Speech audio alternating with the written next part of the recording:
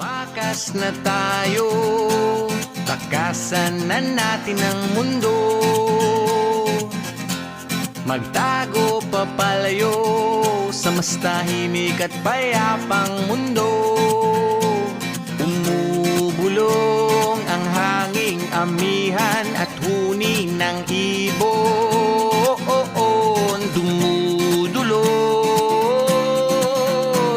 at tinatawag na tayo ng bundok.